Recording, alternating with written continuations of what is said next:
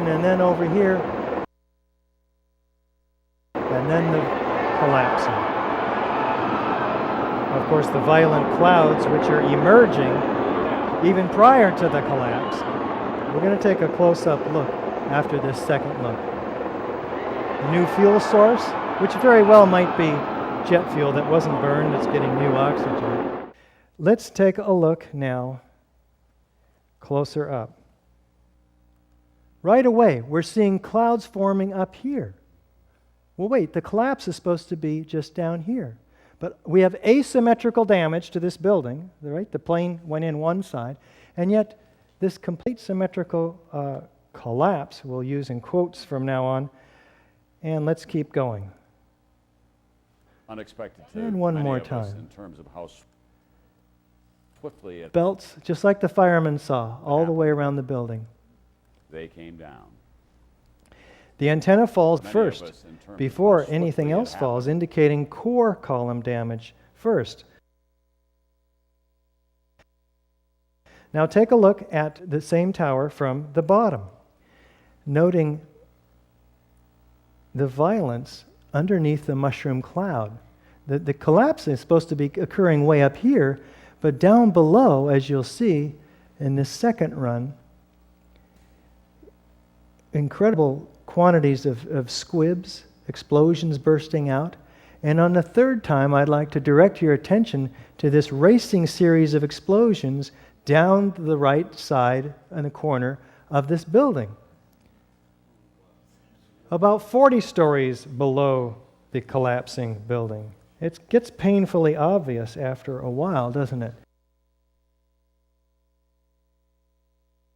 Do we have a straight down symmetrical progression of collapse outside footprint? We had a 207-foot wide building. FEMA tells us, and you can see in this document, that we have a 1,200-foot debris field, equidistant around each tower. Asymmetrical damage, symmetrical distribution, all through the site, in fact, and beyond. Do we have squibs, or these mistimed explosions? Some believe that these might be appropriately timed explosions. Whatever. In all the videos of the collapses, explosions can be seen bursting from the building 20 to 30 stories below the demolition wave. Here,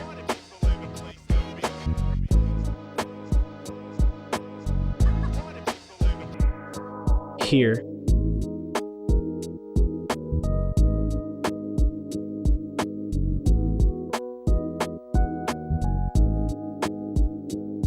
here,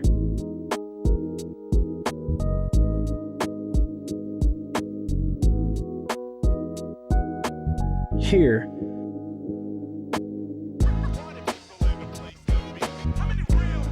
here,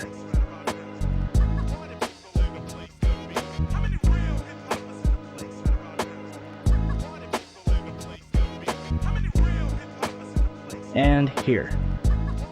Now, NIST tells us that these are puffs of air being produced by the collapsing building pushing air down the hoistway like a piston. It's got to come out somewhere, right? Well, first of all, these are not puffs of air. They're pulverized building materials. And they occur at 160 to 200 feet, some of them, per second. These velocities are propelled by explosives. 20, 40, and 60 stories below. How can the piston be producing all of that? These highly focalized, pinpoint accurate, geometrically precise, violent ejections. Do we have a near freefall pace through the path of greatest resistance?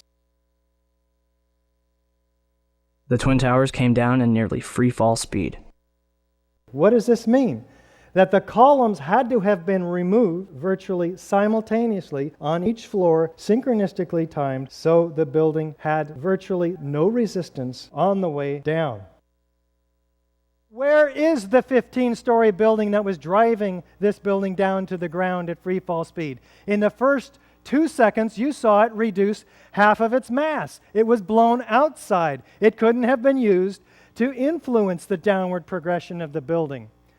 In the next 2 seconds, after 4 seconds totally, it's destroyed itself. There's nothing crushing the building. It's tearing itself apart at free fall speed.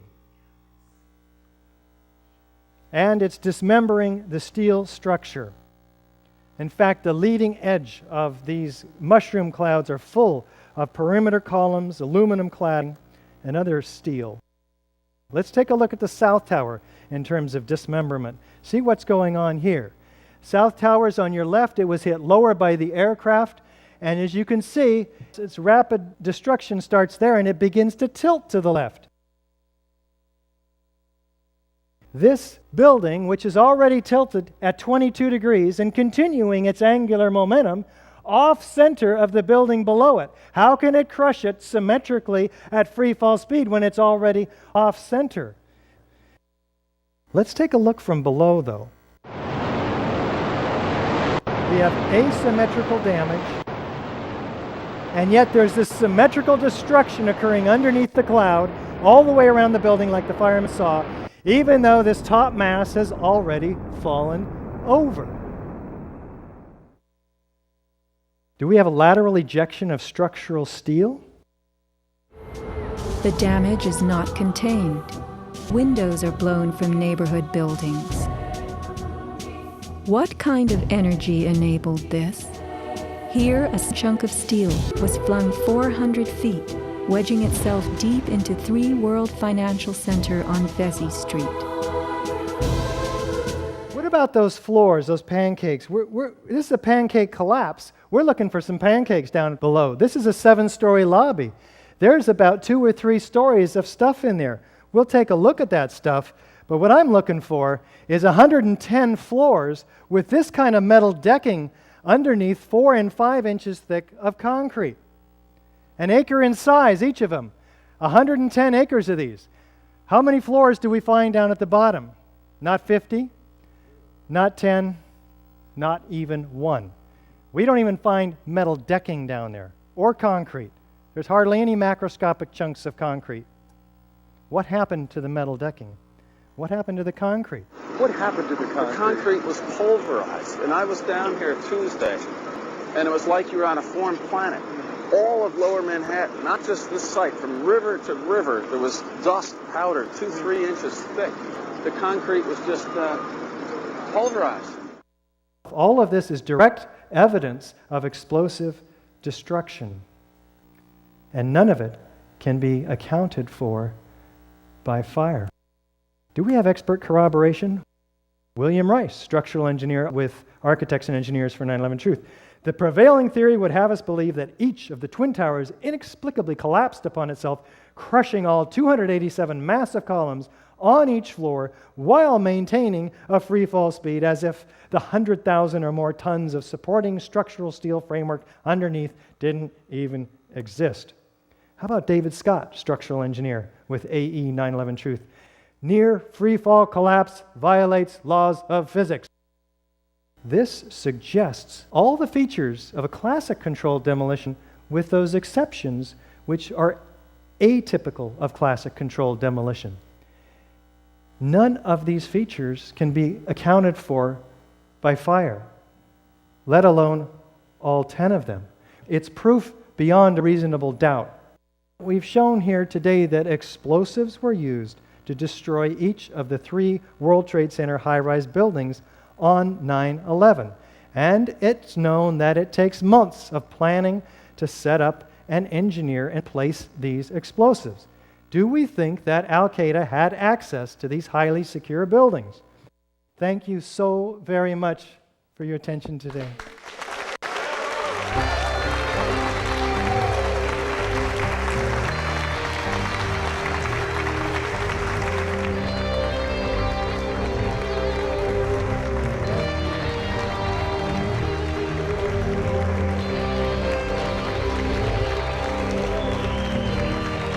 So very much.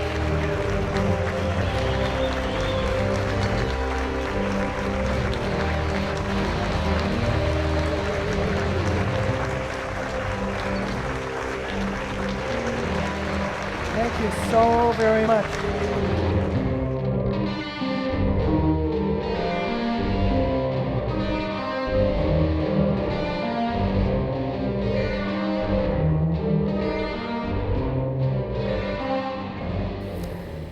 Okay, as I promised, I have up at the very top of the page here the email. If you'd like to send me an email, a question for Richard Gage at next week's event, use this email address on the top of this page, 251omega at comcast.net, and be sure to put Richard Gage in the subject line. Otherwise, I might just skip over it and discover it too late for the show. But any question that you have, feel free to send it to me, and I'll be checking my email all the way even through the show. So now, 9/11 was an inside job. That means that it's a false flag operation. What's a false flag operation? That's an event staged by one government or entity and blamed on a different entity so that whatever goals could be achieved. In most cases, it's to go to war. It's like Hitler bombing the Reichstag and blaming it on Poland, so then he could go off to war. But that was shown later that was Hitler that bombed his own government building. Well, we know that there were, that's the way we do business here in the United States. False flags start almost every one of the wars we get involved with. And you can even think about most recently the thwarted false flag events, the underwear bomber, the shoe bomber. Those were FBI-aided terrorist events that were supposed to have been blamed on Al-Qaeda or some Arab group. But that's just an example of ones that we caught. Now, we've got a real problem coming up here. Iran is a target for our military right now. I mean, it has been, and they've been trying to figure out how do we, sell it to the American public. And they've tried over and over again to do that. And now they're about, they've done assassinations. We have our special ops teams in Iran, and Iran is doing a very good job of ignoring the provocation. We're trying to get them to make some sort of a response so we can blame that as a first attack, ours still being secret. But it's coming to a head. Israel or United States is going to attack Iran after an event, a false flag event that's going to be blamed on Iran. It's going to be done by probably our military. Remember, Dick Cheney wanted to paint some PT boats in the colors of the Iraqi, maybe that was the Iranian. He was trying to provoke the war with Iran even back then. That was Iran. He wanted to disguise our boats as Iranian PT boats and attack our own ships, which may have ended up with our own people being killed by our own people, but it would have been blamed on Iran. That's what we're looking at right now. So when it happens, if it happens, don't let them trick you into thinking that it was caused by Iran. We're going after them. It doesn't matter what they do or what they didn't do. We're going to tell the story that they're evil and we have to go after them. It's insanity. Well, we've got another false flag thing going on here in the United States. You hear of Fast and Furious? Well, the idea was that all these guns were supposed to go across the border, and then all the mayhem that they caused was supposed to be the first that anybody knew about those guns.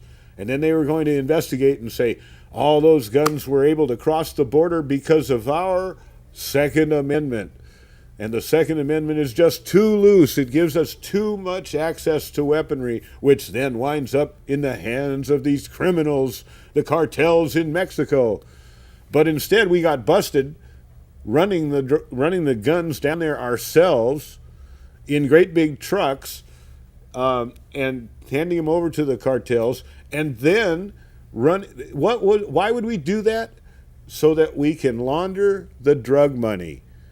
The drug money, that was part of the deal. And the ones that get the ones that get the guns are the ones that launder their drug money through our bank.